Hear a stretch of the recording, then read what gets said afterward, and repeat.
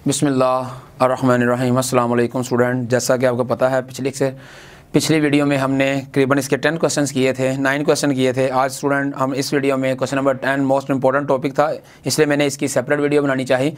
तो 10, 11, 12, 13 क्वेश्चन है, तो ये मैं आपको करवाता हूँ। तो जैसा कि क्वेश्चन नंबर 10 है, स्टूडेंट कहता find the area of a sector. Area of sector हमने फाइंड करना है। तो आपको मैंने लास्ट टाइम भी फार्मूला लिख के दिया था कि एरिया ऑफ अ सेक्टर जो है उसका फार्मूला होता है 1/2 r स्क्वायर थीटा। ये हमारे पास इसका फार्मूला होता है। कहता find the area of a sector. Area of a sector आपने स्टूडेंट फाइंड करना है। कहता एंगल दे दिया गया 20 डिग्री, यानी कि थीटा दिया गया हमें 20 डिग्री दिया गया है, और साथ में रेडियस स्टूडेंट गिवन है। कहता रेडियस जो है वो 7 मीटर है। तो लास्ट क्वेश्चन था, ये आपने खुद ही करना था, लेकिन मैं फिर भी करके दे रहा हूँ आपको। ये आ गया मेरे पास 20 मल्टीप्लाई मैंने 1 डिग्री कर दिया स्टूडेंट इसे। ये आ गया 20 मल्टीप्लाई π/180 आ गया। तो जब मैंने इसे क्रॉस किया तो ये आ गया π/9 आ गया मेरे पास।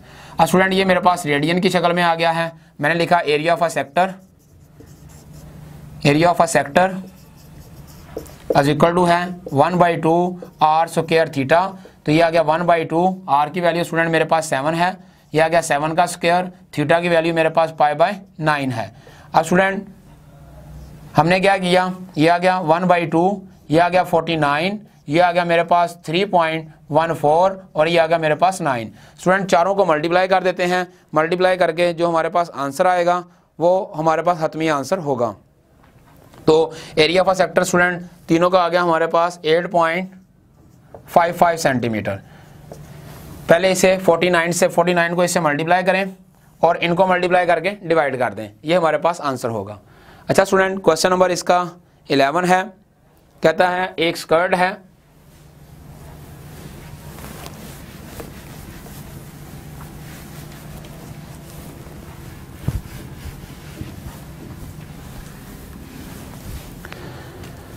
कहता है एक स्कर्ट है,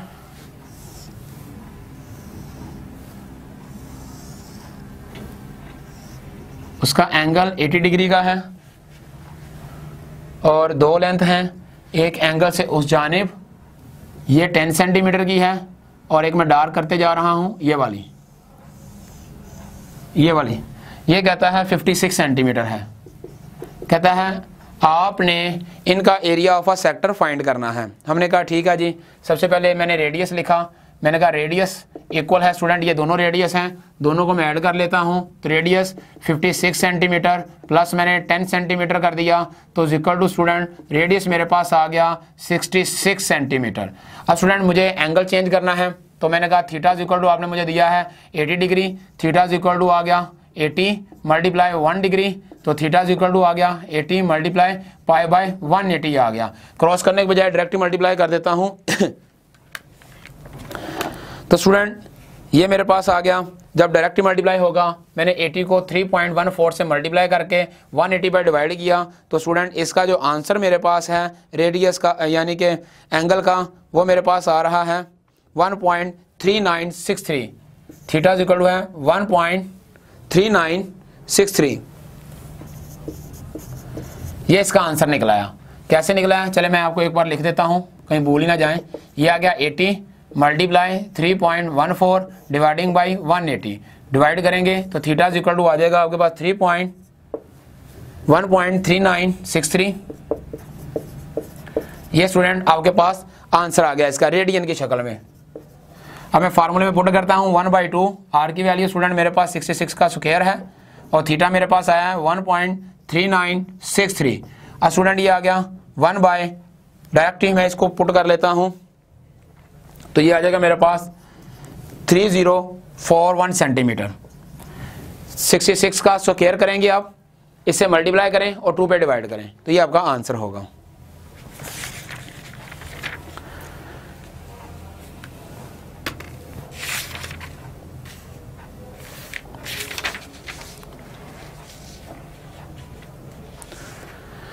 इसके साथ क्वेश्चन नंबर 12 स्टूडेंट आप खुद करेंगे। क्वेश्चन नंबर 13 मैं करता हूं।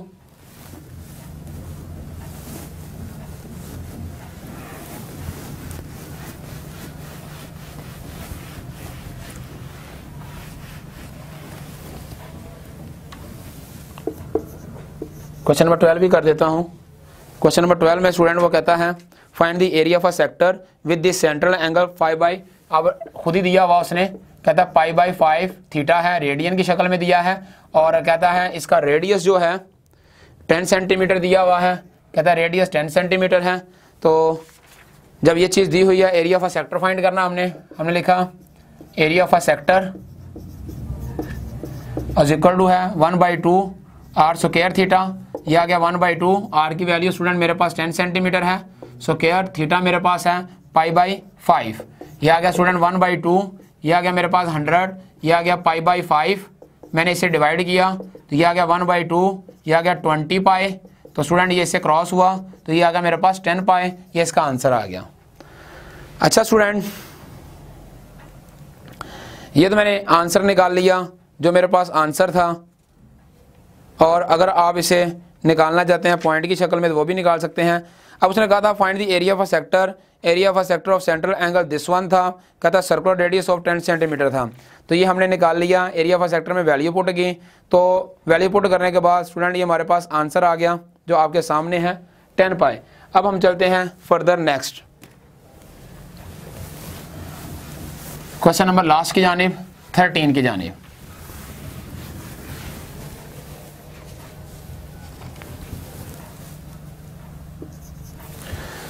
क्वेश्चन नंबर 13 है स्टूडेंट, कहता the area of a sector with the central angle theta in a circle of radius 2 centimetre, area of a and square metre, find the theta, theta हमने find करना है। तो student वो खुद ही given कर रहा है, कहता है एरिया ऑफ अ सेक्टर जो है वो 10 सेंटीमीटर है, उलट काम चला दिया उसने, कहता है ये 10 सेंटीमीटर है, 10 सेंटीमीटर का स्क्वायर है, और जो रेडियस है r इक्वल टू है वो 2 सेंटीमीटर का स्क्वायर है, 2 सेंटीमीटर है। थीटा फाइंड करना है तो हमने लिखा formula area of a sector is equal to है 1/2 r square theta. Area of a sector student उसने ये पूरी जो चीज़ है वो 10 के इक्वल दी हुई है, ये आ गया 1/2, ये आ गया मेरे पास r की वैल्यू स्टूडेंट 2 दी हुई है स्क्वायर, साथ में आ गया थीटा, ये इधर मल्टीप्लाई मैंने कर दिया, ये आ गया 20, ये आ गया 4 थीटा, ये आ गया 20/4, ये आ गया थीटा, और थीटा की वैल्यू स्टूडेंट आ गई मेरे पास 5।